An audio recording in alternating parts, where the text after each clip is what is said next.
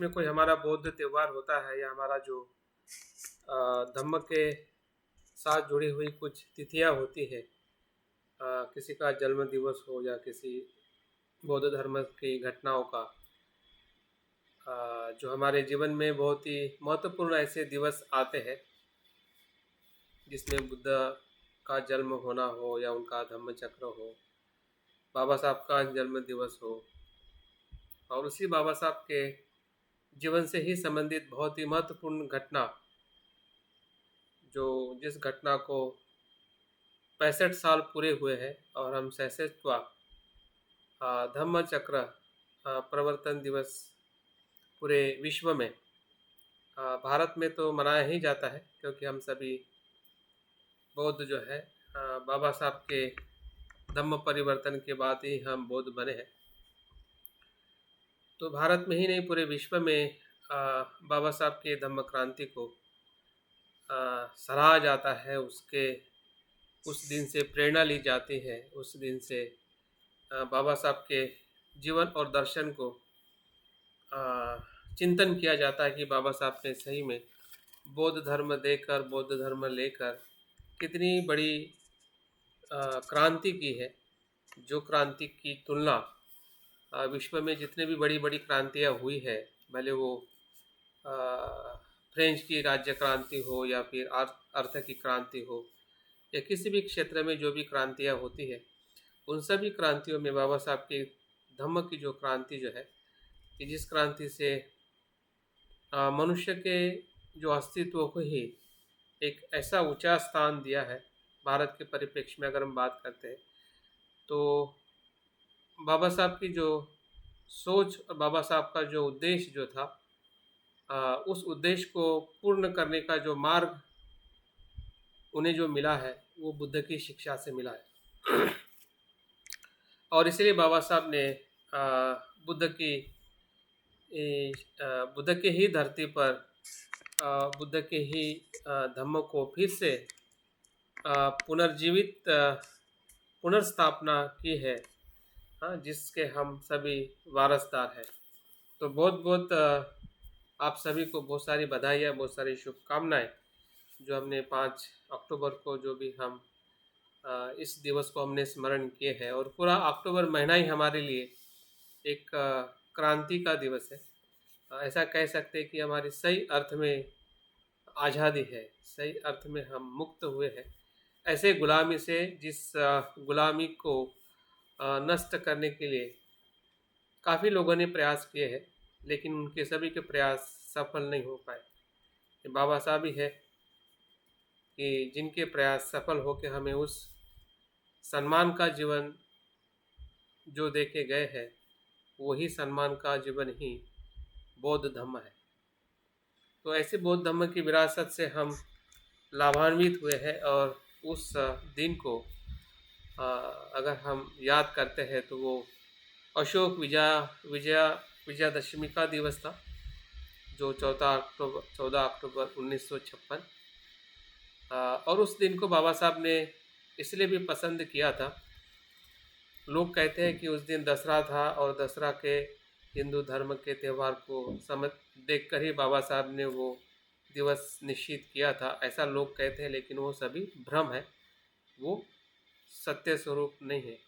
बाबा साहब ने जो वो दिवस पसंद किया था, जो ऐतिहासिक दिवस था, जिस ऐतिहासिक दिवस के पीछे अशोकों का जो चंड अशोक था, बुद्ध के महापरिनिर्वाण के 300 वर्ष बाद हमें पता है कलिंग का जो युद्ध, जो क्रूर चंड अशोक के नाम से इतिहास में उसे जाना जाता था।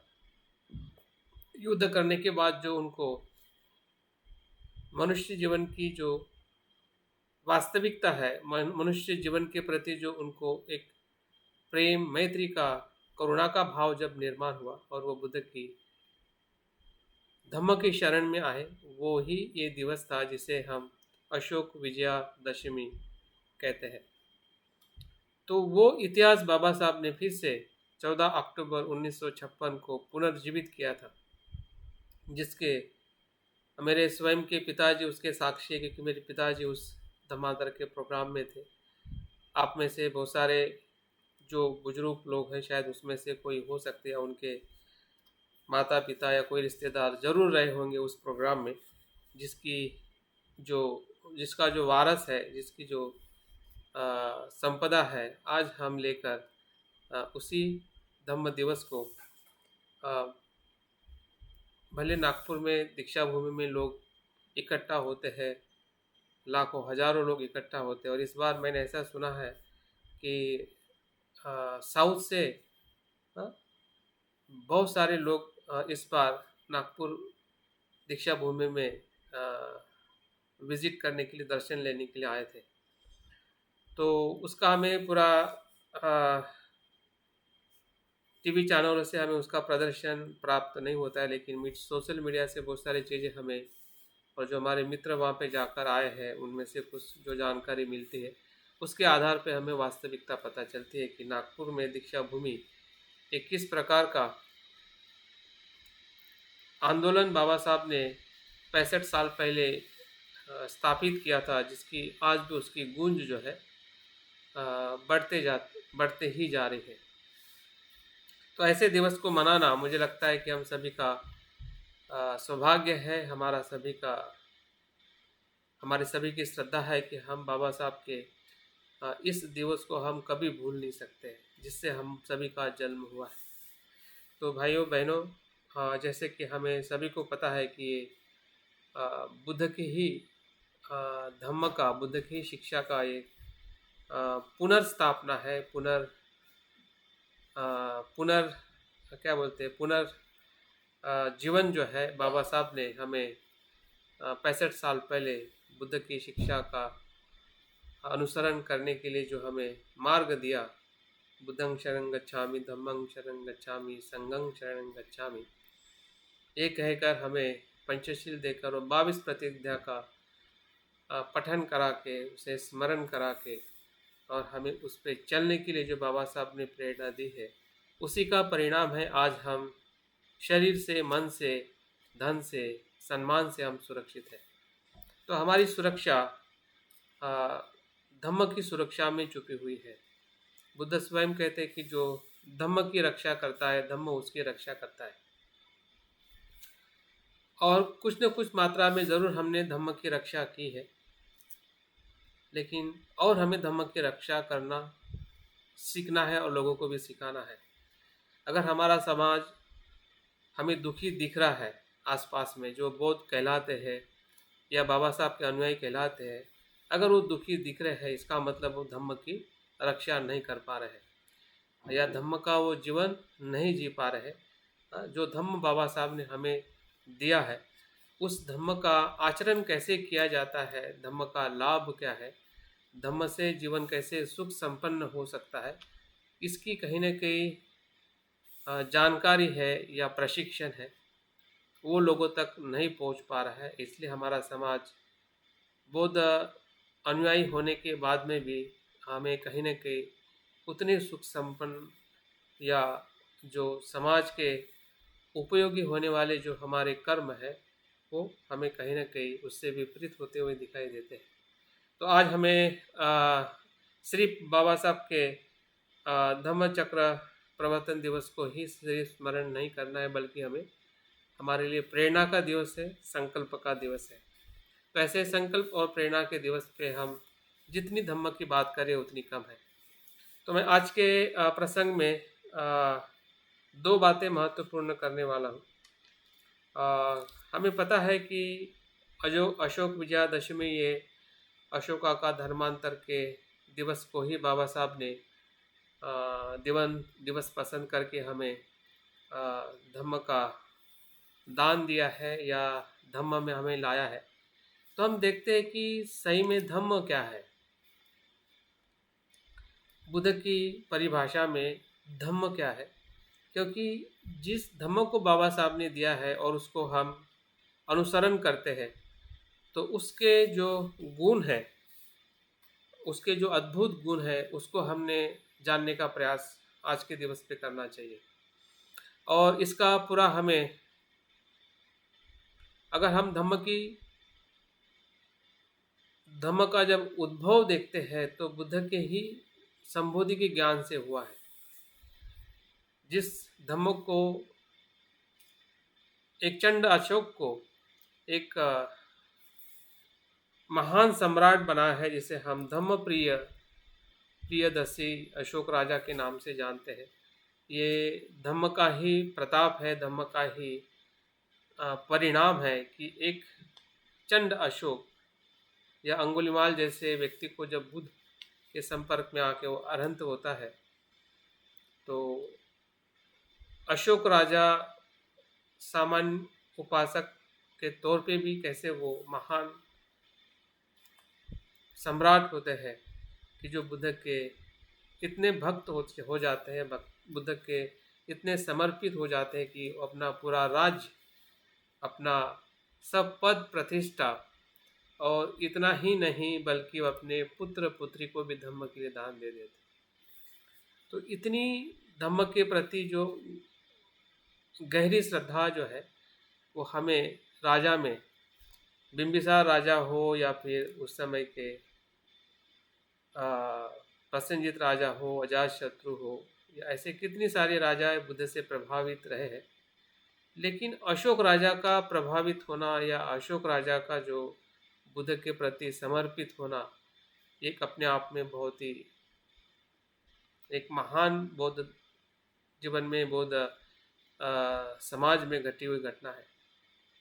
ऐसा कह सकते कि बुद्ध की शिक्षा बुद्ध के अनुयायियों ने भारत के सीमाओं तक लेके गए हैं, लेकिन अशोका ने भारत की सीमाओं को भी इतना विस्तारित किया, और भारत की सीमाएं नहीं बल्कि भारत के सीमा को भी तोड़कर श्रीलंका हो या फिर जो आसपास के देश हो, यूरोप तक, ऐसा कहते हैं हम, बुद्ध की शिक्षा को ले जाने वाले जो महान व्यक्ति में से जो व्यक्ति है वो सम्राट महान अशोक है। तो अशोका का योगदान जितना देखें उतना कम है, और इसी से प्रभावित होकर बाबा साहब अम्बेडकर जी ने जो उनके जो धम्म की विजय की जो विजयादशमी है और उनके जो किए हुए धम्म के कार्य है और उसके प्रतीकों को भी बाबा साहब ने अपने भारत के प्रतीकों में जोड़े हुए हैं। जैसे कि धम्म चक्र प्रवर्तन का चक्र हो या फिर सिंबल हो, तो ये अशोका की जो महान बौद्ध विरासत की जो सत्ता थी, जिस सत्ता से लोग सुख संपन्न रहते थे या हुए थे, फिर वो सामाजिक सुख हो या आर्थिक सुख हो, मानसिक सुख हो, या इवन राजकीय जो संतुलन और जिसे हम साम्यवाद कहते हैं, जिसमें शांति और समानता का जिसमें स्थापना करते हुए या उसका अनुसरण करते हुए अशोका ने जो एक श्रेष्ठ और महान राज्य की स्थापना की थी, तो वो उसी से बाबा साहब प्रभावित होकर उस दिन को उन्होंने हमें एक नई चेतना देने के लिए उस दिवस की पसंदगी की थी। लेकिन अगर हम उसके पहले भी जाते हैं तो हमें बुद्ध के शिक्षाओं में धम्म मिलता है, क्योंकि अशोका का धम्म जो है ये बुद्ध से ही आया हुआ धम्म है। और उस धम्म को अगर हम जानना चाहते हैं तो हमें पता है कि बुद्ध के बुद्धत्व अनुभव के बाद जो पहली जो शिक्षा बुद्ध ने दी थी, जिसे हम धम्म चक्र प्रवर्तन कहते हैं, धम्म को जो उन्होंने गतिमान किया था कि जो धम्म जो रुका हुआ था या धम्म की गति जो मिथ्या दृष्टि में या अज्ञान में फंसी हुई थी, उस धम्म की गति को उन्होंने सत्य का जो धम्म है, सत्य के तरफ ले जाने वाला जो धम्म है, संसार से निर्वाण की तरफ ले जाने वाला धम्म है, अज्ञान से प्रज्ञा की तरफ ले जाने वाला धम्म है, ऐसे धम्म की उन्होंने स्थापना की जिसमें हमें 4 आर्य सत्य और मध्यम मार्ग और अष्टांगिक मार्ग का बुद्ध का उपदेश मिलता है, जिसे हम धम्म कहते हैं। तो ये धम्म की शुरुआत 2500 साल पहले या बुद्ध के पहले उपदेश से, जो हमें उसका संदर्भ धम्म चक्र प्रवर्तन सूत्र में जो दिग्निकाय का सबसे विनय पिटक का सबसे महत्वपूर्ण ये सूत्र है। तो बुद्ध के उपदेश से हम आगे बढ़ते हुए अगर हम आगे जाते हैं तो बुद्ध का अस्तित्व ही धम्म है। हाँ, बुद्ध स्वयं कहते हैं कि जो धम्म को देखता है वही बुद्ध को देखता है। और अगर हम थोड़ा आखिरी समय में आते हैं, बुद्ध के जब महापरिनिर्वाण के समय में आते हैं, तो बुद्ध बहुत सारी बातें जब वो अपने महापरिनिर्वाण को 3 महीने पहले ही जब वो डिक्लेयर करते हैं कि मैं 3 महीने के बाद में परिनिर्वाण को प्राप्त होने वाला हूँ, उस समय बुद्ध बहुत अनेक अलग अलग प्रकार के उपदेश देते हैं, जिसमें 37 बोधि पक्ष हो या बुद्ध की जो महत्वपूर्ण जो बातें हो, तो ऐसी बहुत सारी बातों का बुद्ध जो है उपदेश देते हैं, ताकि किसी भी बौद्ध भिक्षुओं में या किसी भी भिक्षुणी के मन में ऐसी शंका संभ्रम बिल्कुल ना रहे कि बुद्ध ने कुछ छुपाया है, बुद्ध ने कुछ नहीं बताया है। तो हर एक बात बुद्ध अपनी बात को दोहराते हुए कि ये जो अभी तक की शिक्षा में जो भी महत्वपूर्ण रहा है, और उससे भी आगे बुद्ध कहते हैं कि क्या अभी भी आपको कुछ शंका लगती है कि जो मेरे पास में था, जो आपको मैंने नहीं बताया है, तो आप आपकी शंका को समाधान करें।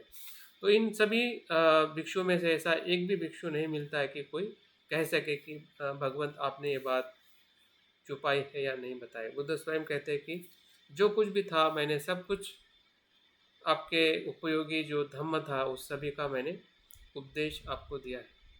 और वही बुद्ध के आखिरी उपदेश होते हैं कि धम्म और विनय ही मेरे उत्तराधिकारी है। बुद्ध का जो अस्तित्व जो है, जिस धम्म क्रांति को बाबा साहब ने हमें 14 अक्टूबर 1956 में दिया है, तो उस धम्म का इतिहास बहुत प्राचीन है।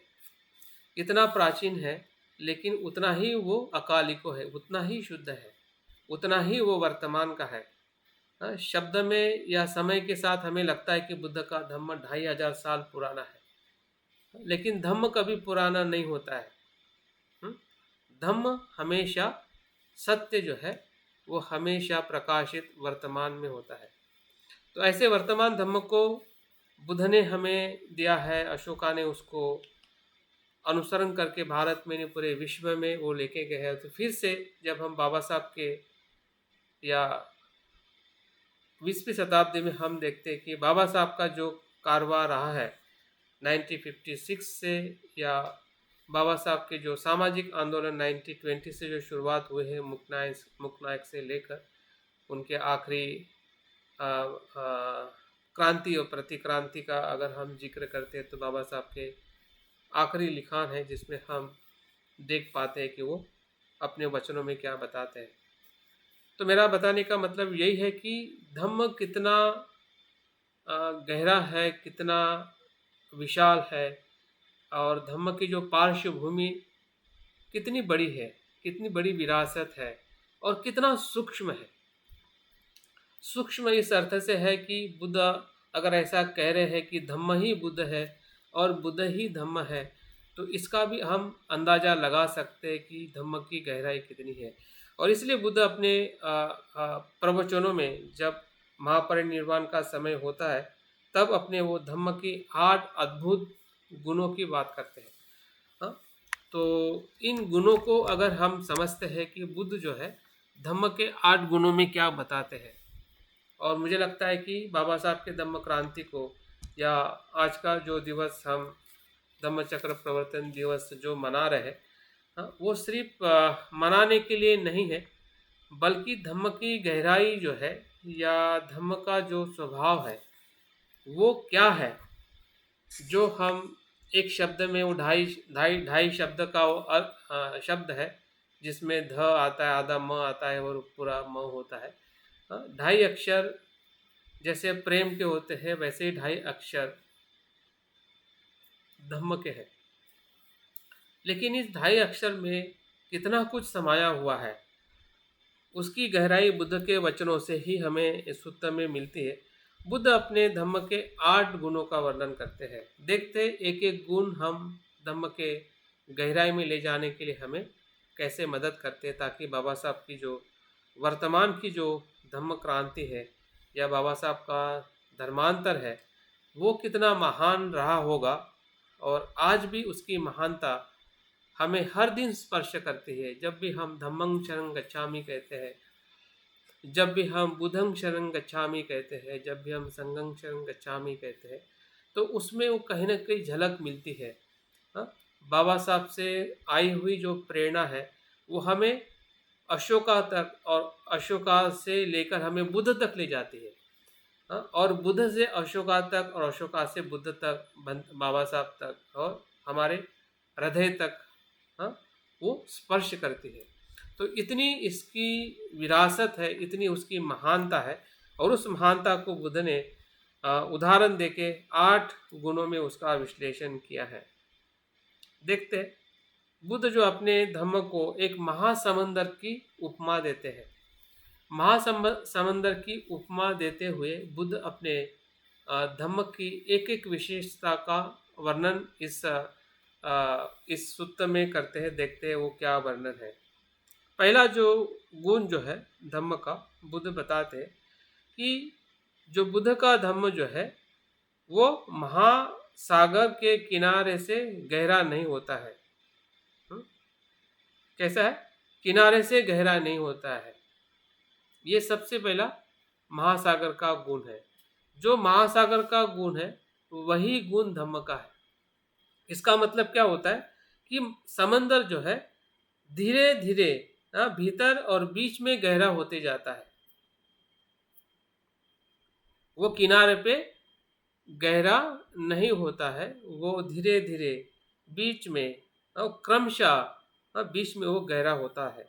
उसी प्रकार से बुद्ध कहते हैं कि ये धर्म जो है, धम्म जो है, ये क्रमशः पहले वो शिक्षा देता है, फिर उसकी कृति होती है, और फिर वो मार्ग दिखाता है, कर्म होता है। पहले हम शिक्षा को सुनते हैं, उसका आचरण करते हैं, और आचरण करने के बाद हम श्रोतापन्न के मार्ग पर आगे बढ़ते हैं। तो इस प्रकार से शुरुआत में जो शील है, शील है, समाधि है और मार्ग जो है, इस क्रम से बुद्ध की शिक्षा को हमने देखना चाहिए कि जो धम्म की जो पहली व्याख्या जो है या पहला लक्षण जो है, या जिसे बुद्ध ने अद्भुत गुण अपने धम्म के बारे में उन्होंने कहा है, तो ऐसे अद्भुत गुण का पहला गुण जो है वो किनारे पे गहरा ना होते हुए वो धीरे धीरे बीच में समंदर गहरा होता है। उसी प्रकार की बुद्ध की शिक्षा है। दूसरा जो गुण जो है, जिस प्रकार से महासागर स्थिर रहता है, स्थिर का मतलब नित्य नहीं, स्थिर का मतलब यह है कि वो कभी भी अपने किनारे को नहीं छोड़ता है। दोनों उसके किनारे जो है वो रहते हैं, उसके भीतर वो स्थिर रहता है। इसका मतलब धम्म में ऐसा बताया कि उसी प्रकार जिस प्रकार दो किनारे से नहीं छोड़कर बीच में समंदर अपने धर्म में स्थिर रहता है, उसी प्रकार बौद्ध धर्म में जो श्रावक होते हैं, बुद्ध के जो उपासक होते हैं, वो अपने शील आदि आचरण नियमों से विहित किए गए रहते हैं, वो अपने सीमा में रहते हैं। उनका आचरण कैसे होता है? उसी प्रकार से होता है जिस प्रकार से समंदर अपने किनारे को नहीं छोड़ता है। उसी प्रकार से बुद्ध के जो शिष्य जो है या श्रावक जो है, वो अपने धम्म और विनय के आचार और विचार के जो उनके नीति नियम है, उसके दोनों किनारों के बीच में ही उनकी स्थिरता रहती है, जिस प्रकार की समुंदर की स्थिरता होती है। तीसरा जो धम्म का महत्वपूर्ण जो गुण है, ये ऐसा गुण है कि जिस प्रकार से समुंदर में मरे हुए मुर्दे जो है वो अपने साथ नहीं रखता है। जैसे कोई मछली मर जाती है या कोई मनुष्य फेंकी मरा हुआ अगर समुंदर में पाया जाता है, तो वो भीतर नहीं जा पाता है, वो मुर्दे को अपने साथ नहीं रखता है, उसको बाहर लेके आता है, किनारे पे आ जाता है। वैसे ही वैसे ही जो व्यभिचारी होते हैं, दुशील होते हैं, दुष्कर्म करने वाले होते हैं, वो शीघ्र ही उस धम्म से बाहर फेंके जाते हैं। ऐसा कहते हैं कि बौद्ध धर्म में किसी को निकाला नहीं जाता है, बल्कि वो स्वयं के दुराचरण से ही बाहर निकल जाता है। तो दुराचरण करना और नहीं करना, यही बौद्ध धर्म का सबसे बड़ा लक्षण है। कि जो दुराचरणी होता है वो धम्म के भीतर नहीं रहता है। जिस प्रकार से समंदर में मरे हुए मुर्दे जो है, वो अपनी जगह नहीं बनाते हैं, वो किनारे पे ही आ जाते हैं।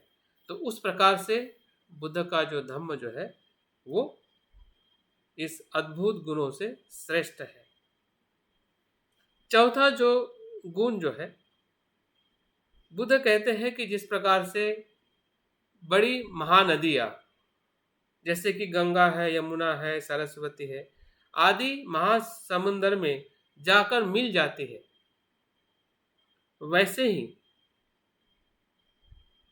जो धम्म में किसी भी जाति से, किसी भी प्रांत से, किसी भी लिंग से, किसी भी गोत्र से कोई व्यक्ति धम्म में आता है, तो वो सभी उसके गोत्र है, जात है, उपनाम है, सब कुछ, हाँ, वो समंदर में आके सब कुछ एक रूप हो जाता है, मिल जाता है। हाँ, जब नदियाँ समंदर में मिल जाती है, यमुना, सरस्वती या किसी भी नदी का पानी, तो हम उसको ये नहीं कह सकते कि ये सरस्वती नदी का पानी है, गंगा नदी का पानी है। वो वहाँ पे एक रूप हो जाती है। वैसे ही बुद्ध का धम्म है। बुद्ध के धम्म में, और इसलिए बाबा साहब की जो बौद्ध धम्म के प्रति जो प्रेम था या श्रद्धा थी, कि वहाँ पे किसी प्रकार से भी भेदाभेद नहीं होता है, उसका कारण ही है कि वो धम्म का सर्वश्रेष्ठ गुण है, क्योंकि वहाँ पे वो सभी धम्म में आने के बाद वो सब कुछ समाप्त हो जाता है। हाँ, क्योंकि जिस कारण से हम किसी को भेद करते हैं वह है हमारी मिथ्या दृष्टि, वह है हमारा अहंकार। अहंकार और मिथ्या दृष्टि ही जब धम्म से समाप्त हो जाती है कि सब कुछ अनित्य है, अनात्म है, दुख है, सभी मनुष्य जन्म से समान है, कर्म से ही मनुष्य अपने पद को प्राप्त करता है, ऐसी बातें जब धम्म में हमें मिलती है या हम जानते हैं और लोगों को भी उसी प्रकार से देखते हैं, तो किसी भी प्रकार का भेदाभेद या विषमता हमें बौद्ध धर्म में या बुद्ध की शिक्षा में हमें नहीं मिलती। पांचवा जो गुण जो है, जिस प्रकार से गिरी हुई वर्षाएं जो है वो समुंदर में धाराएं जो गिरती है और उससे समुंदर का ना कभी उसमें कमी आती है ना पूर्णता होती है। समुंदर में जितनी भी वर्षा गिरती है, उससे समुंदर ना कम होता है ना बढ़ता है। उसी प्रकार शीलवान व्यक्ति हो या निर्वाण पद के मार्ग में हो या निर्वाण पद को प्राप्त किया हो, उसी से बुद्ध धम्म में निर्वाण पद की पूर्णता या कमी दिखाई नहीं पड़ती है। तो मतलब धम्म अपने आप में संपूर्ण है, क्योंकि उसमें कोई ना कोई शीलवान और निर्वाण पद पे प्राप्त करने वाला व्यक्ति मिल ही जाता है, होता ही है। उससे वो कभी भी ना कम होता है, ना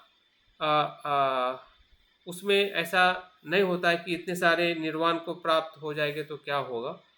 जो लोग बोलते हैं ना कि अगर सभी बुद्ध हो जाएंगे तो संसार का क्या होगा। तो समंदर का गुण ऐसा है, वैसे ही धम्म का गुण है, कुछ नहीं होगा।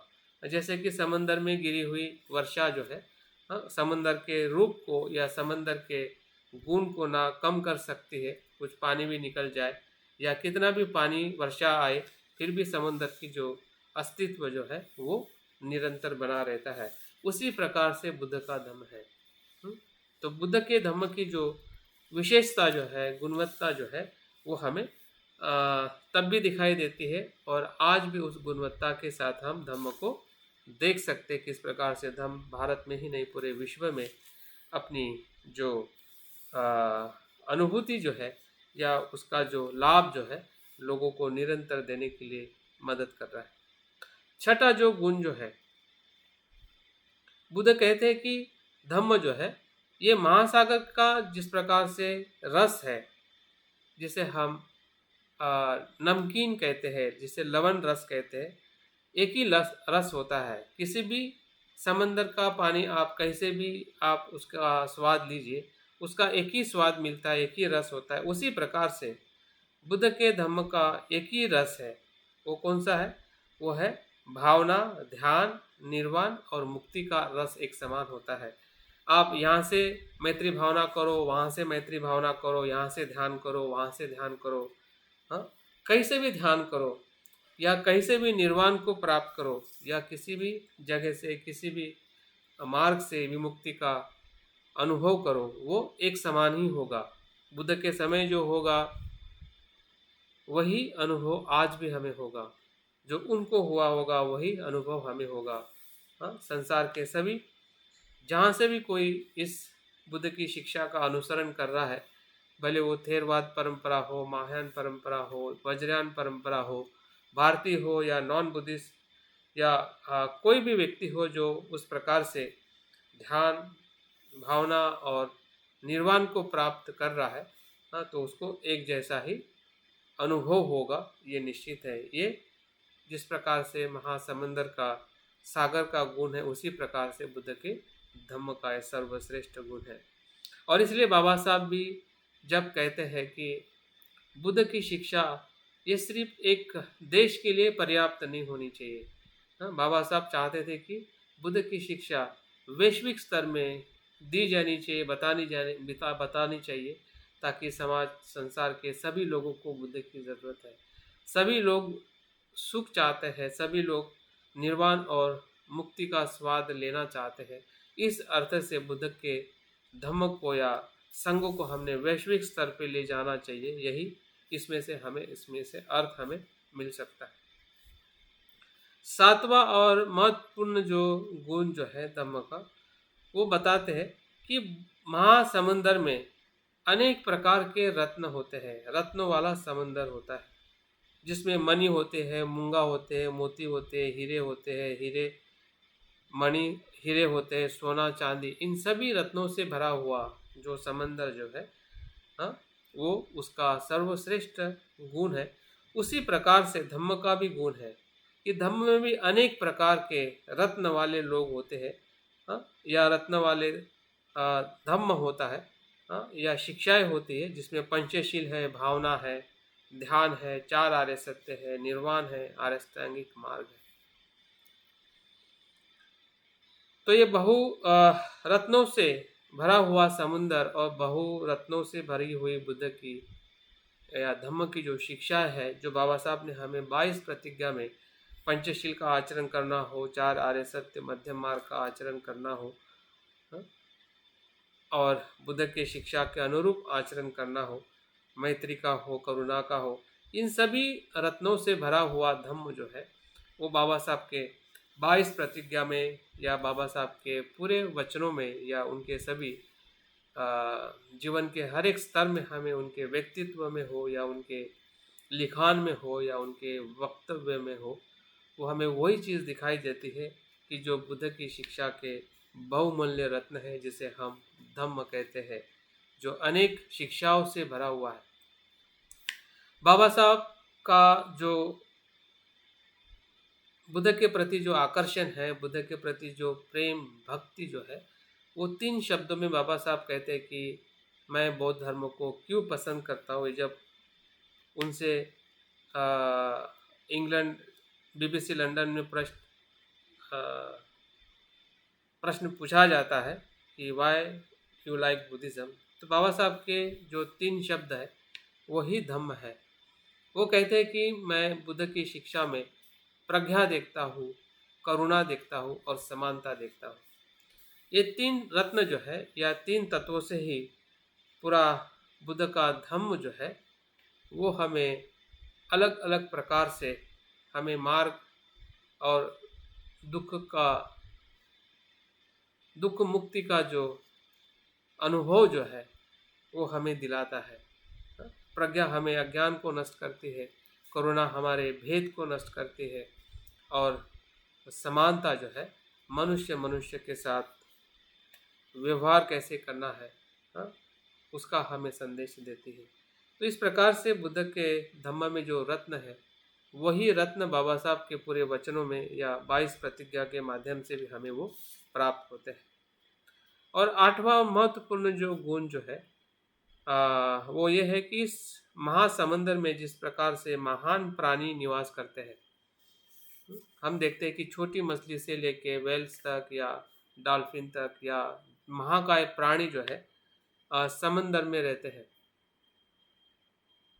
सभी प्राणी महान बड़े बड़े प्राणियों का वो निवास है। उसी प्रकार से बुद्ध के धम्म में ऐसे महान लोग जिसे हम चार पुद्गल कहते हैं, और 8 प्रकार के जो 4 प्रकार की जो जोड़ियां है, और 4 प्रकार के जो पुद्गल जो है, जिसे हम श्रोतापन, सकृतागामी, अनागामी और अरहंत, ऐसे जो महान प्राणी है, उस पे चलने वाले भी जो प्राणी है, ऐसे 8 प्रकार के लोगों की आ, जो निवास जो है वो धम्म में होता है। धम्म का निवास इन 8 लोगों के महान प्राणियों से युक्त होता है। ऐसी जो बुद्ध की शिक्षा है, बुद्ध का धम्म जो है, इन 8 गुणों से संपन्न होते हुए हम देख पाते हैं। और इसीलिए बाबा साहब भी उसी ही महान प्राणियों में से एक है, जिसे हम बोधिसत्व कहते हैं। जो श्रोतापन्न होता है वो बोधिसत्व के मार्ग के पथ पर चलता है, और ऐसे ही निरंतर चलते हुए व्यक्ति इस जीवन में या आने वाले जीवन में निश्चित ही वो निर्वाण पद को प्राप्त करता है। तो ये जो महान लोगों की जो भूमि जो है, यही धम्म की भूमि है। और उसी के धम्म के भूमि के आधार पर जिसे हम आर्य संघ कहते हैं, और बुद्ध के संघ की जो बुद्ध ने स्थापना की थी, और उसमें सबसे पहले 60 लोग और वो स्वयं एक मिलके 61 लोगों का जो आर्य संघ का जो स्थापना हुई थी कार्तिक पूनम में, और जो उन्होंने जो सभी को उपदेश दिया कि बहुजन हिताय बहुजन सुखाय, लोगों के हित और कल्याण के लिए अनुकंपा करके बुद्ध की शिक्षा का या धम्म का प्रचार प्रसार करिए, जो प्रारंभ में कल्याणकारिक है, मध्य में कल्याणकारिक है और अंत में कल्याणकारिक। तो ये जो व्यक्ति जो है, जो 60 और बुद्ध स्वयं 61 जो व्यक्ति थे, वो इसी ही निवास स्थान के थे। इसी धम्म के भूमि में जो महान प्राणियों में हम उसको देखते हैं, जिसे हम सम्यक संबुद्ध कहते हैं। और सम्यक संबुद्ध वो होता है कि जो स्वयं के प्रयत्न से बुद्धत्व को प्राप्त करते हुए औरों को भी बुद्धत्व प्राप्त करने के लिए वो मार्ग दिलाता है, या उनको उपदेश और उनका मार्ग दाता बनता है। ऐसे बुद्ध जो है, और उस बुद्ध के वचन को सुनकर जो स्रोत से कान से ग्रहण करते हुए, मन से उसका आचरण करते हुए अपने क्लेशों को जो नष्ट करते हैं, उसको हम अरहंत कहते हैं। तो अरहंत का होना, बुद्ध का होना, ये बुद्ध के धम्म की सबसे श्रेष्ठ प्राणियों में से निवास स्थान है, जहाँ पे सभी प्राणी निवास करते हैं। और उसी के महान संघ के, आर्य संघ के कारण ही हम देखते हैं कि बुद्ध की शिक्षा आज हमारे बीच में जीवित है। उनके आचरण से, उनके किए हुए कठिन परिश्रम से धम्म जो है भारत में ही नहीं, भारत के सीमाओं को पार करके भी ऐसे जगह पे धम्म गया है जिस जगह पे कोई भी अन्य धर्म के संस्थापक के अनुयायी पहुंच नहीं पाए। फिर वो श्रीलंका हो, जापान हो, चाइना हो, म्यांमार हो, बर्मा हो, लाओस हो, और आज पूरे विश्व में बौद्ध धर्म की जो धम्म क्रांति जो है उसको हम देख पा रहे हैं। तो ये महान प्राणियों का ही कार्य है, और हम भी उसी प्रकार का प्राणी होने के लिए, श्रोतापन्न होने के मार्ग पर हम निरंतर प्रयास कर रहे हैं, और करने का हमारा संकल्प है, जिसे बनते संग रक्षित जी ने हमें परिणाम कारक शरण गमन का जो अभ्यास कराते हुए हमें एहसास दिलाया है कि बाबा साहब जो चाहते थे वो यही धम्म है। सिर्फ एक बार बुद्धं धम्मं संघं शरणं गच्छामि कहने मात्र से हम उस मंजिल तक नहीं पहुंच सकते। उसकी जो गहराई है, उसकी जो सूक्ष्मता है, उसकी जो स्पष्टता है, जो कहीं ना कहीं बहुत गहरे में, जिस प्रकार से समुंदर धीरे धीरे गहरा होता है और तब जाके उस समंदर का हमें एहसास होता है कि समंदर कितना बड़ा और कितना सूक्ष्म और शांत भीतर से, और कितना सुंदर और कितना अद्भुत उसका नज़ारा होता है। सिर्फ किनारे पे खड़े रहने से, सिर्फ पैर तक पानी का स्पर्श होने मात्र से समंदर की जो गहराई है वो हमें समझ में नहीं आ सकती है। और इसलिए हमारा जो प्रयास जो है, जो उसके भीतर जाने का हमारा मार्ग जो है, जिसमें हम चार ब्रह्म विहार की भावना हो या ध्यान साधना हो, समत हो, विपස්සना हो या प्रतीत्य समुत्पाद का जो अभ्यास हो, क्योंकि आज महत्व का दूसरा और महत्व का दिवस है जिसे हम अभिधम्म दिवस के नाम से भी जाना जाता है। जिस दिन बुद्ध ने स्वर्ग से वापस आकर संकिसा में जो उपदेश दिया था वो यही प्रतीत्य समुत्पाद या अभिधम्म का उपदेश था, जिसमें मन की सूक्ष्मता का अध्ययन करते हुए बुद्ध जो है गहरे धम्म को आज के दिन में ही वो बताते हैं। तो धम्म और अभिधम्म का जो परस्पर जो संबंध जो है वो एक दूसरे से विपरीत नहीं है। जो धम्म है उसी धम्म को सूक्ष्मता से देखने के लिए हमें अभिधम्म की ज़रूरत है, और अभिधम्म को समझने के लिए हमें समत और विपස්සना की ज़रूरत है। तो समाधि और प्रज्ञा ही एक प्रकार से अभिधम्म है, और उस अभिधम्म का जब हम अनुसरण करते हैं तो बुद्ध की गहरी जो शिक्षा जो है, जिससे हम उस महान प्राणी में परिवर्तित हो सकते हैं, सामान्य व्यक्ति से हम श्रोतापन या आर्य व्यक्ति के रूप में बदल सकते हैं, यही बुद्ध की सबसे मूलभूत शिक्षा और उद्देश्य है। अगर हम नहीं बदल पाते हैं, अगर हम उसमें प्रेरित नहीं हो पाते हैं कि मुझे उस प्रकार से उस मार्ग पर जाना है, तो निश्चित ही है कि हमने बुद्ध की शिक्षा को या बाबा साहब के धम्म क्रांति को सिर्फ हम किनारे पे ही रह के देखना चाहते हैं और समझना चाहते हैं, उसी में हम संतुष्ट होना चाहते हैं, जबकि बाबा साहब ने हमें पूरा धम्म दिया है। हाँ, पूरी तरह से वो शरणगमन हमने किया है, और हम स्वयं भी अपने जब दुख और जीवन को देखते हैं तो हमें भी भीतर से ऐसा ही लगने लगता है कि संसार होते हुए भी उसमें सार नहीं है बल्कि असार है, और जीवन का जो सार जो है धम्म और धम्म में ही है, जो बुद्ध की शिक्षा से या बुद्ध के अनुभव में हमें प्राप्त हो सकता है। तो इस प्रकार से जब हम 8 महान जो धम्म के लक्षण है उसके आधार पे जब हम बाबा साहब की धम्म क्रांति को देखते हैं, तो कुछ बातें मैं बाबा साहब के जो आखिरी जो उनका संभाषण था, जब वो 14 अक्टूबर को दीक्षा लेते हैं और देते हैं, और उसके बाद वो बहुत ही महत्वपूर्ण संबोधन करते हैं 15 अक्टूबर को। और उस संबोधन में जो वो बात बताते हैं, कुछ मुद्दे बहुत महत्वपूर्ण है कि हम बौद्ध क्यों बने। इस ऊपर वो कुछ बातें अपने अनुयायी को, जो बौद्ध बन चुके हैं, उनके सामने कुछ बातें अपने अनुभव की और कुछ बातें भविष्य को ध्यान में रखते हुए वो अपने बातों को करते हैं। तो कुछ मुद्दे मुझे लगता है कि बहुत ही महत्वपूर्ण है, जिससे हमें बाबा साहब के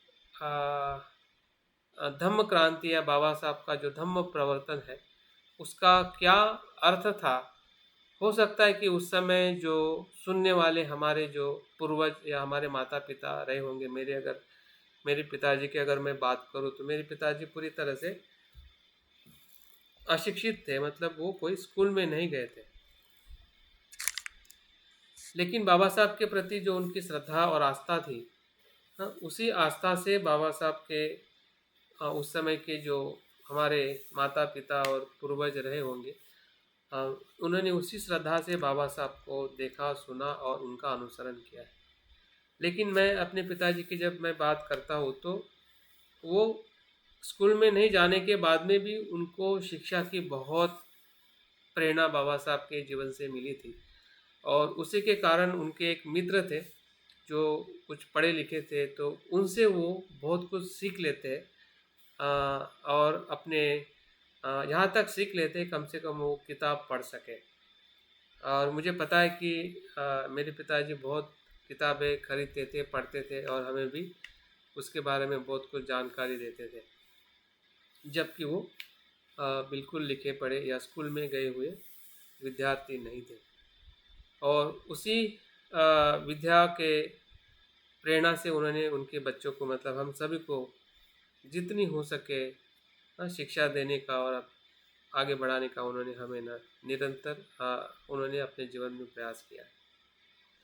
तो बाबा साहब की उस समय के जो लोगों की अगर हम बात करते हैं तो निश्चित ही है कि जैसे आज हम पढ़े लिखे हैं, थोड़े सोच सकते हैं, समझ सकते हैं, तो आज हमारा सबसे ज़्यादा कर्तव्य बन जाता है कि बाबा साहब ने उस समय जो बात कही होगी वो क्या मायने रखती थी। और उस लोगों को बाबा साहब कहे थे, लेकिन वो उसी लोगों के लिए नहीं था, बल्कि आज हमारे लिए भी वही शब्द है। भले बाबा साहब के समय हम नहीं थे शारीरिक रूप में, लेकिन आज हम बाबा साहब के शब्दों को जब हम पढ़ते तो हमें लगता है कि ये मेरे लिए बहुत महत्वपूर्ण है। वो बाबा साहब मेरे लिए ही कुछ कह रहे हैं, और कुछ मार्ग दिखा रहे हैं कि हमने अपने जीवन में क्या देखना चाहिए, क्या सोचना चाहिए और बुद्ध की शिक्षा हमें क्या दे सकती है। तो बाबा साहब कहते हैं कि उनकी शुरुआत जो होती है अपने उस संभाषण की, वो नागपुर ही क्यों, मतलब नागपुर उन्होंने क्यों पसंद किया, यहाँ से शुरू होती है। हमें पता है कि नागपुर की भूमि आरएसएस के स्थापना के लिए भी महत्वपूर्ण है और बहुत सारी जो विरोध है नागपुर का, या नागपुर को बाबा साहब ने क्यों पसंद किया, तो उसके लिए भी बहुत सारे गलत लोगों की धारणा। लेकिन बाबा साहब यही से शुरुआत करते हैं कि नागपुर मैंने इसलिए पसंद किया है क्योंकि ये ऐतिहासिक भूमि है नाग लोगों की। नागपुर से 27 किलोमीटर के दूर पे ही नाग नाम की नदी है। और जो नागार्जुन नाम के जो आचार्य होके गए हैं, वो इसी ही नाग भूमि से ही, उनका नाग वंश से ही उनका जन्म हुआ है। इसके बहुत सारे अवशेष, बहुत सारे उसके प्रलेख मिलते हैं। तो बाबा साहब का जो स्थान पसंद करने का जो उद्देश्य था वो पूरी तरह से बौद्ध विरासत और बौद्ध संदर्भ जो था वो नागपुर से जुड़ा था, न कि आरएसएस के प्रतिक्रांति में बाबा साहब ने वहाँ पे वो स्थल पसंद किया है। तो बाबा साहब की जो श्रद्धा स्थान को लेकर या अशोक विजयादशमी के दिवस को लेकर कितनी मतलब स्पष्ट थे कि हमें हर एक बात से बाबा साहब जोड़ना चाहते थे।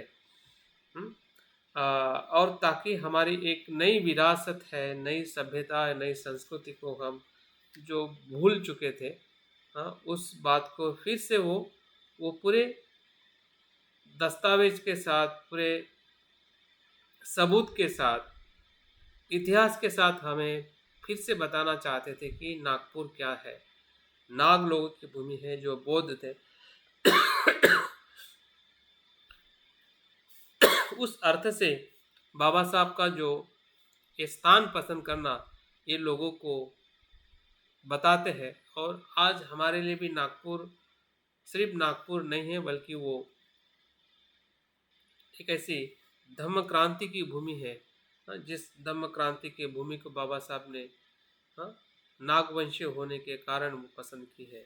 तो हमारे लिए वो एक प्रकार से प्रेरणा भूमि है, हमारे लिए एक संकल्प के तौर पे हमारे इतिहास को फिर से पुनर्जीवित करने की जो घटना है या जगह है वो हमारे लिए बहुत महत्वपूर्ण रखती है। बाबा साहब इसी प्रवचन में कहते हैं कि मैं नरक से मुक्त हुआ हूँ। और हमें पता है कि बाबा साहब की जो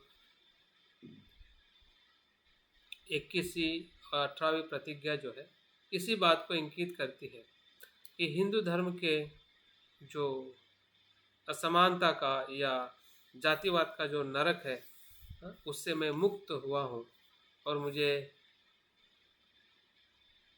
एहसास हो रहा है कि मेरा धर्मांतर करने से मेरा पुनर्जन्म हुआ है। तो मुक्तता और पुनर्जन्म जो है ये बाबा साहब के इसी वचनों में या बाबा साहब की जो भावना रही होगी और लोगों को ये बताना चाहते हैं कि किस प्रकार से जातिवाद या अस्पृश्यता किस प्रकार से एक मानसिक गुलामी और सभी प्रकार की गुलामियों से कितनी भयंकर ऐसी गुलामी थी जिसे नरक कहा गया है। नरक की यातनाएं की कल्पना करना भी बड़ा मुश्किल है।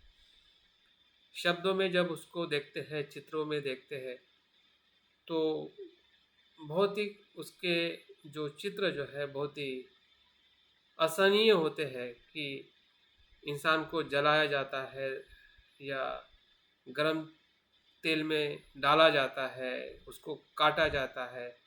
इस प्रकार की जो नरकीय जो वेदना जो है, हाँ, वो हमें नरक की जो मानसिकता है या दुख जो है इसमें हमें सुनने देखने को मिलती है। तो ऐसी जो नरक की अवस्था से मुक्त होना और मुक्त करना एक महान बोधिसत्व का ही कार्य होता है। हाँ?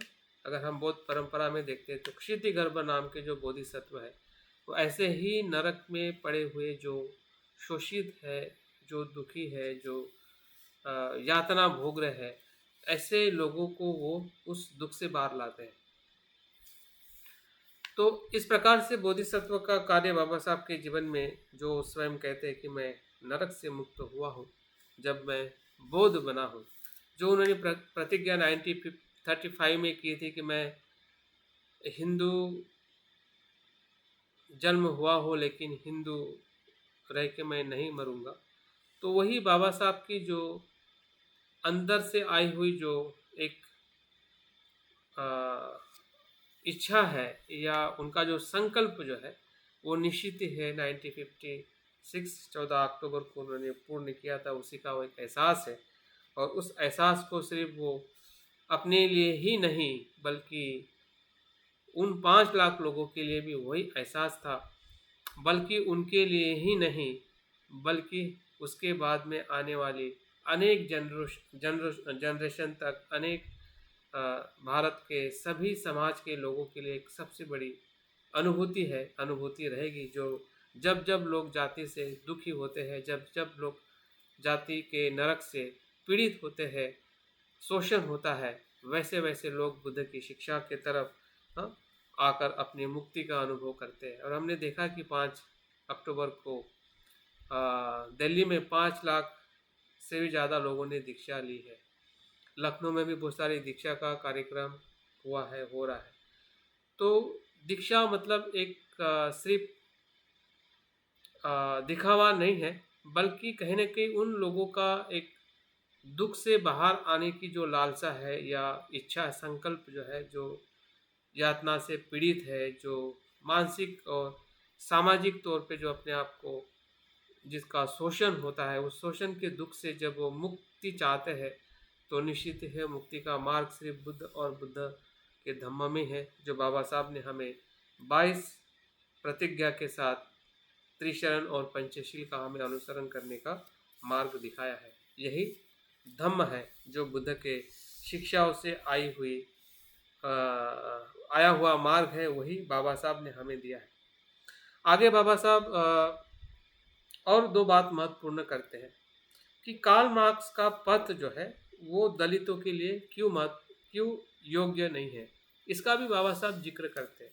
बातें बहुत एक एक पैराग्राफ में बाबा साहब बात बताते हैं, लेकिन बाबा साहब ये बताते हैं कि हर एक बात जो उन्होंने की है या जो लोगों को उपयोगी है और जो उपयोगी नहीं है, इन सभी बातों का बाबा साहब अपने इस प्रवचन में जिक्र करते हैं। और मुझे लगता है कि बाबा साहब का ये नागपुर में आखिरी प्रवचन भी है। उसके बाद बाबा साहब का प्रवचन नागपुर में नहीं हो पाया। तो कार्ल मार्क्स के बारे में बताते हैं कि कार्ल मार्क्स जो शोषण के मुक्ति की बात करता है, हाँ, लेकिन शोषण की मुक्ति की बात सिर्फ आर्थिक उन्नति तक ही उसकी सीमित है। उससे मानसिक उन्नति या मानसिक सुख से कुछ भी लेना देना नहीं है। और वही बाबा साहब कहते हैं ये बहुत खतरनाक है। जो मार्क्स का पथ है, मार्क्सिज्म है या साम्यवाद है, हाँ, वो इसलिए खतरनाक है हमारे समाज के लिए या किसी भी देश के लिए, क्योंकि सिर्फ वो आर्थिक उन्नति की बात तक ही पर्याप्त और वहीं पे संतुष्ट हो जाता है। उनके मानसिक सुख का कहीं पे भी उसमें समाधान नहीं है। और बाबा साहब आगे कहते हैं कि पशु और मनुष्य में यही भेद है।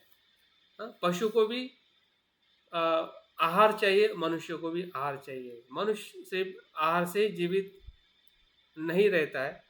बाबा साहब कहते हैं मनुष्य को शरीर के साथ, भूख के साथ मन की भूख भी संतुष्ट होना ज़रूरी है।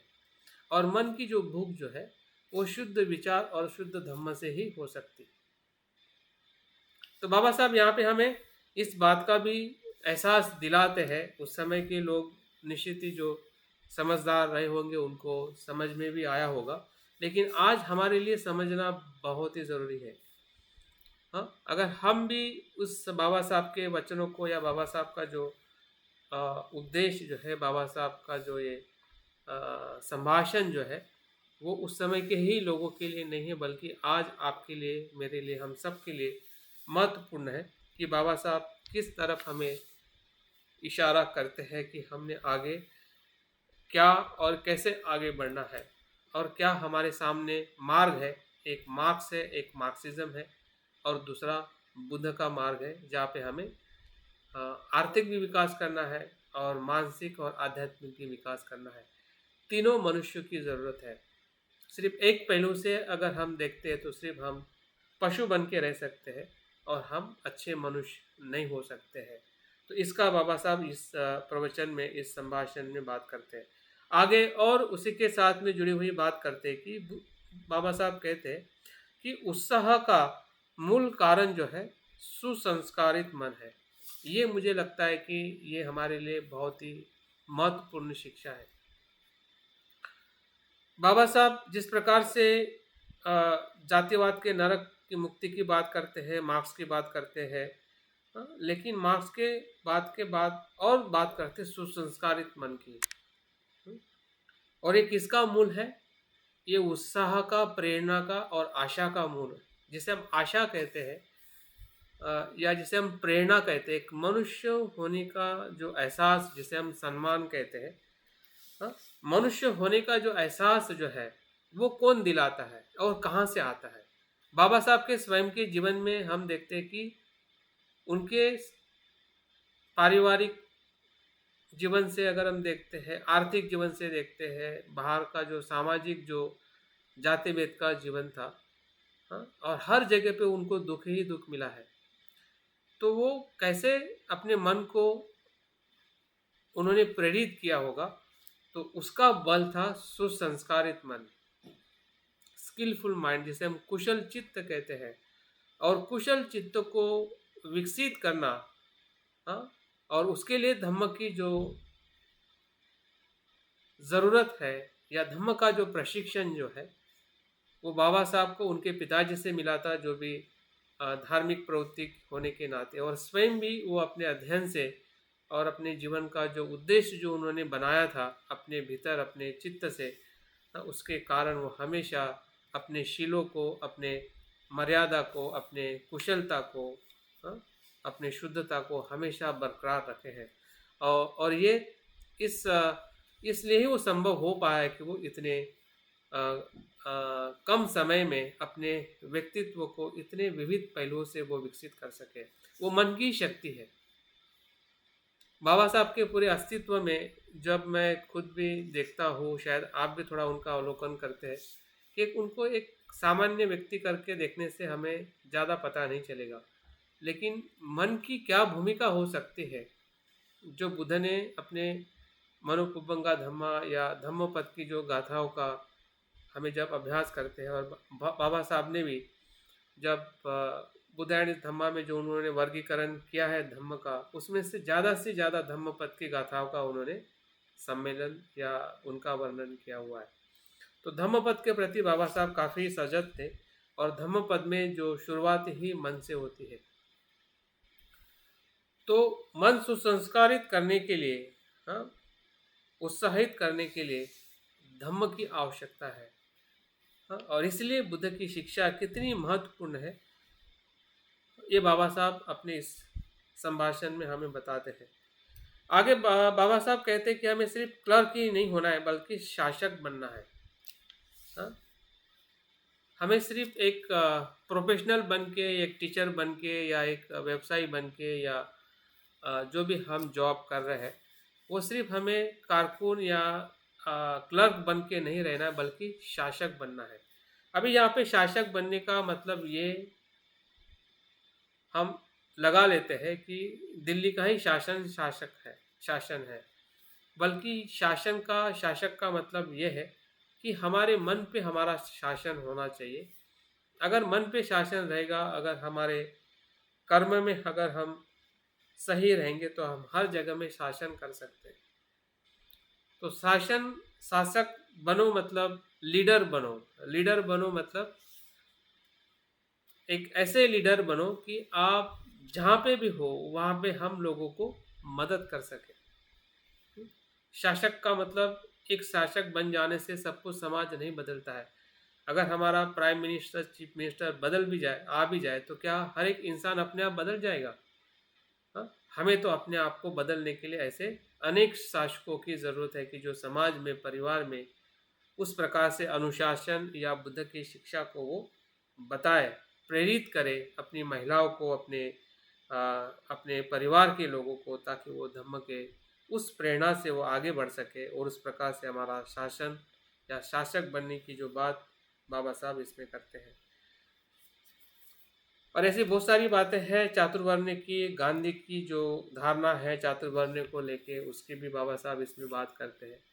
मतलब उनके जो अनुभव रहे हैं जातिवाद को लेके, वर्णवाद को लेके, गांधी को लेके या और जो बुद्ध की शिक्षा कहाँ पे कैसी ज़रूरत है, हाँ, और इस देश की अगर भलाई करनी है तो बाबा साहब कहते हैं कि बौद्ध धर्म से ही इस देश की भलाई की जा सकती है। हाँ, क्योंकि ये हमारा मूल निवासी का धर्म है, प्राचीन धर्म है, जो हमारे विरासत से, श्रमण परंपरा से ये आया हुआ धर्म है। दूसरा यह है कि इस धर्म में ना पाखंड है, ना अंधश्रद्धा है, ना शोषण है, ना भेद है। हाँ, और ऐसे धर्म को जब हम, जो समाजवादी धर्म है, जो लोकशाही के आधार पर प्रस्तापित जिसके तत्व है, तो निश्चित है व्यक्ति, परिवार और समाज को हर तरह से वो भलाई, लाभ और सुख दे सकता है। हाँ, बाबा साहब के वचनों में ही है कि बुद्ध की शिक्षा से हमें 3 प्रकार के लाभ हम ले सकते हैं और लेने चाहिए और हमें मिलने वाले हैं। एक आर्थिक लाभ, जो हमें एक सम्यक आजीविका के या शिक्षा के आधार पर हमारा जो लाभ हमें मिला है, जो हमने लिया है। एक सामाजिक लाभ, जब हम बौद्ध बनते हैं तो हमारी जो अस्पृश्यता की या जाति की जो पहचान जो है वो अपने आप में ही नष्ट हो जाती है और हम अपने आप को एक मनुष्य के तौर पे, सम्मान के तौर पे अपने आप को औरों को देखते हैं। और तीसरा जो लाभ जो है आध्यात्मिक लाभ। आध्यात्मिक लाभ ही, जिस प्रकार से हमने देखा है कि समंदर जिस प्रकार से किनारे पे रहते हुए, हाँ, वो सखोल या गहरा हमें अनुभव नहीं होता है, उसके गहराई के भीतर जाना मतलब आध्यात्मिक लाभ लेना है। और जब तक हम आध्यात्मिक लाभ लेने के लिए, या प्रतित्व समुत्पाद है, प्रज्ञा है, या ध्यान के अनुभव के साथ जब तक हम धम्म को नहीं समझते हैं, तब तक उसकी जो गहराई है, जो बाबा साहब स्वयं अपने वचनों में कहते हैं कि मेरे लिए सिर्फ मुझे एक ही लाभ चाहिए, जिस लाभ के लिए मैंने बुद्ध की शिक्षा का अनुसरण किया, वो आध्यात्मिक। लेकिन मेरे समाज के लिए तीनों लाभों की ज़रूरत है, जिसमें आर्थिक भी लाभ चाहिए और सामाजिक भी चाहिए और आध्यात्मिक भी लाभ समाज को चाहिए। लेकिन मैं अपने अगर बात करता हूँ तो बाबा साहब कहते हैं मैं सिर्फ और सिर्फ आध्यात्मिक लाभ के लिए मैं बुद्ध की शिक्षा का अनुसरण करता हूँ या बुद्ध की शरण में गया हूँ। तो हमारे लिए जो बाबा साहब अपने इस आखिरी प्रवचन में बताते हैं, हाँ, कि हमारी जो जो अस्पृश्यता की जो पहचान जो है वो धम्म के आचरण से किस प्रकार से नष्ट हुई है, और धम्म जो फिर से पतन के तरफ नहीं जाना चाहिए, ये सबसे बड़ी हमारा कर्तव्य है। और वहाँ पे मिलिंद प्रश्न का उदाहरण देके, जब नागसेन और मिलिंद के बीच में जो वार्ता होती है कि धम्म का पतन कैसे होता है, उसका भी बाबा साहब उसमें जिक्र करते हैं। पहला जो पतन का कारण बताया जाता है मिलिंद को नागसेन के द्वारा, वो है कि अगर वो धर्म का मूल तत्व ही अगर सही नहीं है तो धर्म का पतन होता है। अगर हम बौद्ध धर्म की बात करते हैं तो ऐसा धर्म हमारा नहीं है कि जो मूल तत्व में ही जिसका अर्थ नहीं है, बिल्कुल वो है। तो हमारा धर्म का पतन कब होता है, हुआ है या हो सकता है, वो है कि जब धर्म प्रचारक जो है वो विद्वान नहीं है। हाँ? धर्म के प्रचारक जब विद्वान नहीं है, आचरणशील नहीं है, तब धर्म का पतन होता है। और ये कारण हमें खास ध्यान में रखना है। उस समय के शायद हमारे जो माता पिता रहे होंगे, शायद उनको ये इस बात का पता नहीं चला होगा, कुछ लोगों को पता चला भी होगा, लेकिन आज हमें इस बात पे हमें बार बार चिंतन करना होगा कि पतन अगर हुआ था, अगर होने वाला है, तो उसमें बाबा साहब ने अगर एक कारण उस मिलिंद प्रश्न का संदर्भ दे के बताया है तो हमारे लिए बहुत ही महत्वपूर्ण है। और तीसरा जो कारण जो है, धर्म के तत्व को सिर्फ विद्वानों तक ही सीमित रखना। लोगों के लिए जो सामान्य शिक्षा है उसका प्रचार प्रसार नहीं करना, और सिर्फ विद्वान के बीच में ही अगर हम बातें करते रहे कि ये मेरा ये तेरा यही बौद्ध धर्म है, सिर्फ हम ऊपरी तौर ही विद्वानों का ही अगर हम धर्म बना के रखें, वो एक सामाजिक धर्म ना बने, या सामाजिक धर्म बनाने के लिए अगर हम लोगों को प्रेरित ना करें, लोगों को अनुसरण करने के लिए हम प्रेरणा ना दे सके, तो निश्चित ही धर्म का ह्रास होता है। और यही बाबा साहब ने देखा था कि बुद्ध की शिक्षा का ज़्यादा से ज़्यादा 5वीं 6वीं शताब्दी से लेके 12वीं शताब्दी तक जो विकास हुआ है वो सिर्फ विद्वानों में ही ज़्यादा से ज़्यादा रहा है। समाज के बीच में जो धम्म का अनुसरण करना था, या अनुसरण करने के लिए जो लोगों को शिक्षाएं देनी थी, या सामाजिक तौर पे जो बौद्ध धर्म का प्रचार प्रसार करना था, वो कहीं ना कहीं एक नहीं हो पाया, जिसे हम कह सकते हैं कि सामाजिक बौद्ध धर्म जो है वो पूरी तरह से लुप्त हो गया।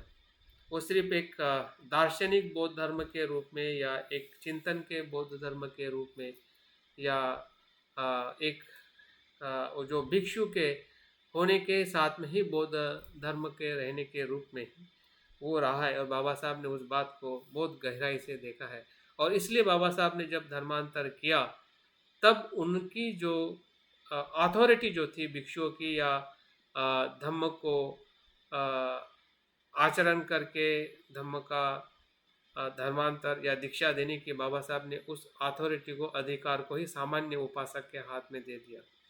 उन्होंने कहा कि जिस प्रकार से मैंने आप लोगों को दीक्षा दी है, आप भी औरों को दीक्षा दे सकते हैं, आपका पंचशील का आचरण करते हुए कोई भी उपासक किसी और उपासक को दीक्षा दे सकता है, ताकि हम सामान्य तौर पे या सामाजिक तौर हम अपना समाज बना सके, और हम धम्म की सुरक्षा कर सके, और हम पतन से बौद्ध धम्म के पतन को रोक सके। और अंतिमता बुद्ध बाबा साहब बात करते हैं कि बौद्ध धर्म में ना ईश्वर है ना आत्मा है, हाँ, इसका कोई स्थान नहीं है, और ये अपना और संसार का सभी का उद्धार करता है।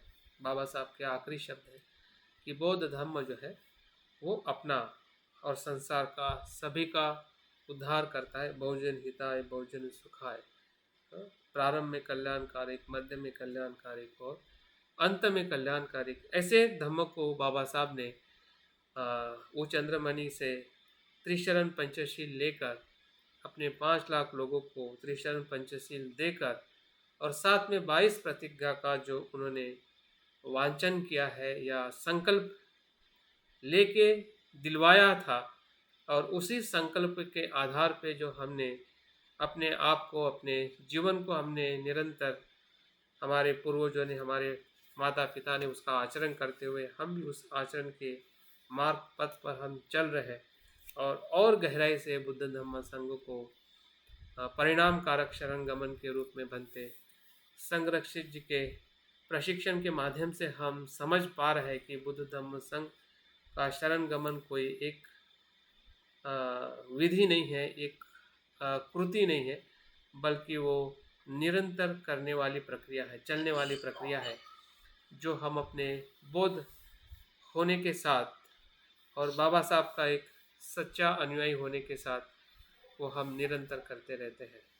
तो मुझे लगता है कि जो बातें मैं बताना चाहता था उसमें से बहुत सारी बातें मैंने आपके बीच में रखी है, कि जो बाबा साहब सही अर्थ में जो 65 साल पहले जो धम्म क्रांति उन्होंने की थी, उस धम्म के जो 8 गुण जो है, और बाबा साहब के जो आखिरी प्रवचन में, आखिरी संभाषण में जो मुद्दे उन्होंने अपने प्रवचन में रखे हैं, और आखिरी शब्दों में वो कहते हैं कि बौद्ध धर्म का प्रचार प्रसार करना ही मानवता की सच्ची सेवा है।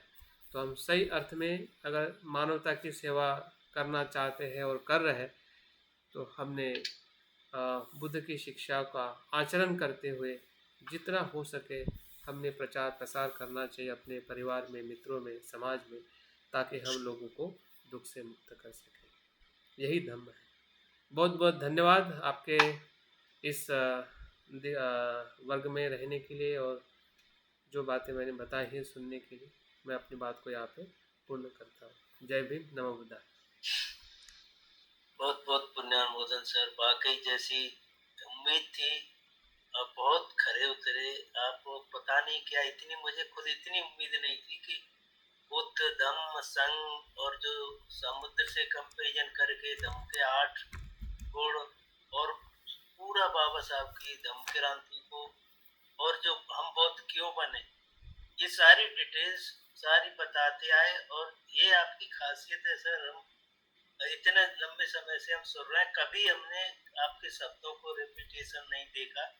और चाहे भले ही वो बात हो, लेकिन इतना नया पर रहता है, जैसे धम्म को बताया है कि धम्म नया है हमेशा। तो आप बिल्कुल ऐसे मतलब ऐसे चढ़ाव करके लाते हैं, मतलब टॉपिकों के बहुत प्रभावित करता है। तो एक बार पुनः मैं सभी की तरफ से आपका बहुत पुण्यानुमोदन करता थैंक यू, हूँ। Thank you. और बाकी बहुत प्रेरणादायी आज का टॉक रहा आपका। और मैं पुनः विनती करता हूँ सभी श्रोताओं से कि इस टॉक को अपने टिप्स पे रखना चाहिए। और जैसा अभी सर ने बताया, सब चीज को पूरा मतलब इतिहास से लेके और आज की ताजा खबर तक आपने सर ने हमारे सामने रखी है। जो आज लखनऊ में ये क्रांति का दौर पुनः शुरू हो गया है, और बाकी लखनऊ में जो दीक्षा हुई, दिल्ली में दीक्षा हुई, और ये तिरतन बौद्ध महासंघ पे बाकी जिम्मेवारी बहुत बढ़ गई है। तो साथियों, ये मेरी पुनः विनती है, और संघ से भी मेरी ये विनती है कि ये धर्मचारी आदरणीय मंजू कुमार जी के माध्यम से कि कार्यकर्ताओं को अच्छे से अच्छे ट्रेंड करें, क्योंकि पब्लिक से अब लोग जो निकल के आ रहे हैं, इनको धम्म में अच्छी तरह मार्गदर्शन करना ये हम सब की ही ड्यूटी है। भारत में कोई ऐसा संगठन नहीं दिखाई देता जो ऐसा ट्रेंड शिक्षा देता हो धम्म के बारे में और ऐसा आचरणशील हो। तो बाकी सर आपका मैं बहुत हृदय से आभार करता हूँ, पुण्यानुमोदन, कि आज का टॉक बहुत प्रेरणादायी रहा है। और जो आपने रेफरेंस दिए हैं वो भी बहुत काबिल तारीफ है। हमें हम बौद्ध क्यों बने, जो बोधिसत्व बाबा साहब का जो स्पीच है, आज जब हम सोसाइटी में जाते हैं तो ये सारे प्रश्न पूछते हैं लोग, वो सारे प्रश्नों का बाबा साहब ने सब उत्तर दिया है। और जैसे अगर हमें स्वाभिमानी बनना है तो हम धर्मांतर करें, हमें शक्तिशाली बनना है धर्मांतर करें, हमें शासक बनना है धर्मांतर करें। ऐसे बहुत सारी चीजें उसमें उठाई हैं, हम सबको रिपीट नहीं कर सकते, लेकिन वो जो स्पीच है बाबा साहब का, वो भी हमें भली बात जानना चाहिए।